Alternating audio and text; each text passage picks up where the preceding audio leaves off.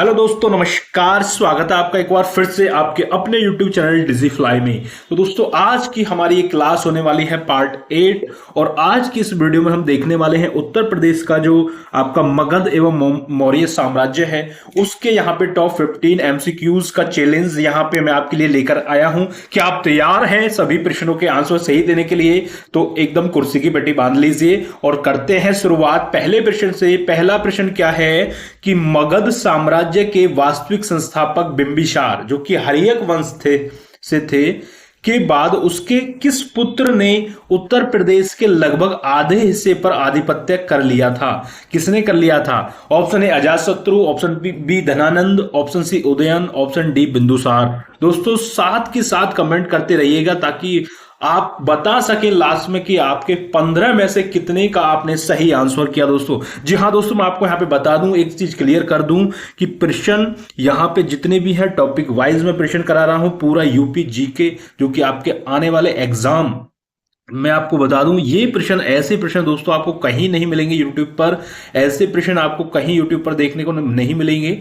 तो चलिए शुरुआत करते हैं और इसका आंसर जल्दी से क्या होगा? इसका आंसर होगा ऑप्शन ए। बिंबिसार के बाद उसके पुत्र अजातशत्रु ने बिहार के साथ साथ लगभग आधे उत्तर प्रदेश पर जो है आधिपत्य कर लिया था।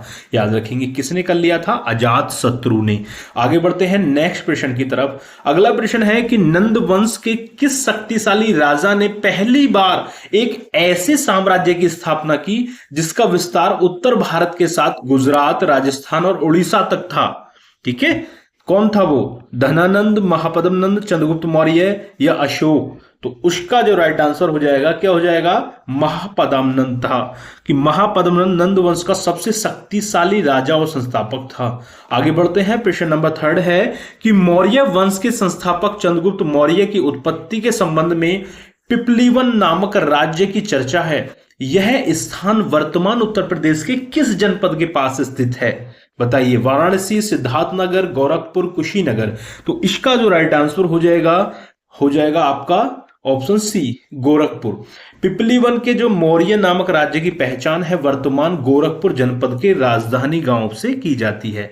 ठीक है, कौन सा? राजधानी गांव से, याद रखेंगे। चलिए आगे बढ़ते हैं, प्रश्न नंबर 4 है कि अशोक के सारनाथ स्तंभ लेख के शीर्ष पर बने सिंहों की जो आकृति है को भारत सरकार ने अपना राजकीय चिन्ह बनाया। ये तो सबको पता है। इस स्तंभ लेख का निर्माण किस पत्थर से हुआ था? ये प्रश्न आपसे पूछा है। देखिए, ऐसे ऐसे प्रश्न मैं आपके लिए लेकर आता हूं, तो चैनल को सब्सक्राइब जरूर कर लीजिएगा दोस्तों, क्योंकि यहां से एक भी प्रश्न बाहर नहीं जाने वाला है। पूरा डीपली यहां पे हम पूरा उत्तर प्रदेश जीके को पढ़ रहे हैं और ऐसे ही प्रश्न दोस्तों जब आ जाती है कंपटीशन की बात तो ऐसे ही प्रश्न आपको कहीं ना कहीं परीक्षा में देखने को मिलेंगे।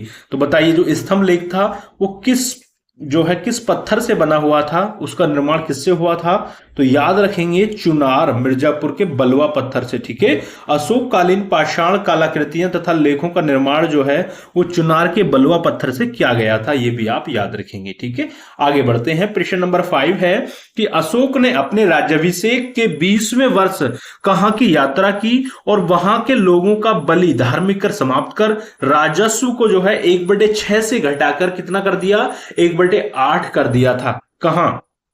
कुशीनगर, सारनाथ, कौशाम्बी, लुम्बिनी? बताइए कहां की यात्रा की थी? 5th का राइट आंसर बताइएगा। तो राइट आंसर होगा लुम्बिनी। ठीक है, कहां? लुम्बिनी की यात्रा के दौरान जो है अशोक ने धार्मिक कर समाप्त कर दिया।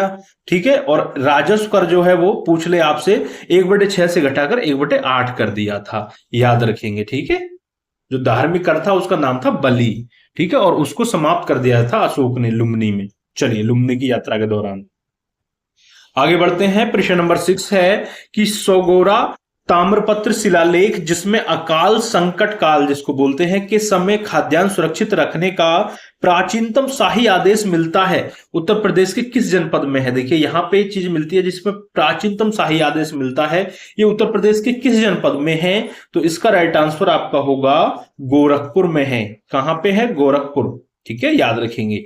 आगे बढ़ते हैं, प्रश्न नंबर 7 है। वीडियो पसंद आ रही हो तो वीडियो को लाइक कर दीजिए, शेयर कर दीजिए, चैनल पर नए हैं तो चैनल को सब्सक्राइब कर लीजिए डेली ऐसी वीडियो पाने के लिए। और इससे पहले हम 7 वीडियो ऑलरेडी करा चुके हैं, जिसने नहीं देखी है प्लेलिस्ट में जाके सभी वीडियो को एक तरफ से देख डालिएगा, क्योंकि एक एक वीडियो आपको दोस्तों मैं टॉपिक वाइज करा रहा हूं। तो जितनी भी चीजें हैं कवर कर लीजिएगा, क्योंकि मात्र 8 से 7 मिनट की वीडियो है। एक वीडियो 8 से 7 मिनट की वीडियो और आपके 15 प्रश्न तैयार वहां पे हो जाएंगे। चलिए, 7वां प्रश्न है कि अशोक के किस अभिलेख को अकबर द्वारा प्रयागराज किले में स्थापित कराया गया था? कौशाम्बी स्तंभ लेख, दिल्ली टोपरा, मेरठ स्तंभ लेख या अहरोरा शिलालेख? तो राइट आंसर इसका क्या है? कौशाम्बी स्तंभ लेख। कौशाम्बी स्तंभ लेख को जो है अकबर द्वारा जो है प्रयागराज किले में स्थापित कराया गया था, याद रखेंगे। प्रश्न नंबर 8 है कि अशोककालीन धमेक स्तूप और धर्मराजिका स्तूप उत्तर प्रदेश के किस स्थान पर स्थित है, आपसे पूछा है। तो राइट आंसर आपका हो जाएगा सारनाथ पे स्थित है। ठीक है, सारनाथ में धमेक स्तूप और धर्मराजिका स्तूप स्थित है। आगे बढ़ते हैं, प्रश्न नंबर 9 कि अशोक के कौशाम्बी स्तंभ लेख पर कालांतर में गुप्त वंश के किस सम्राट की प्रयाग प्रशस्ति उत्तीर्ण की है? चंद्रगुप्त, समुद्रगुप्त, स्कंदगुप्त, कुमारगुप्त? तो 9 का राइट आंसर हो जाएगा समुद्रगुप्त। समुद्रगुप्त के मंत्री हरिशेन द्वारा रचित समुद्रगुप्त की प्रशस्ति इसी स्तंभ पर उत्कीर्ण है। आगे बढ़ते हैं, प्रश्न नंबर 10 कि अशोक के कौशाम्बी लघु स्तंभ लेख में उसकी किस रानी और पुत्र का उल्लेख मिलता है? अशोक के कौशाम्बी लघु स्तंभ लेख में उसकी किस रानी और पुत्र का उल्लेख मिलता है? तो आप कहेंगे कारुबाकी और तिवर। इसमें अशोक की रानी कारुबाकी और उसके एकमात्र पुत्र तिवर का उल्लेख मिलता है। ठीक है, याद रखेंगे।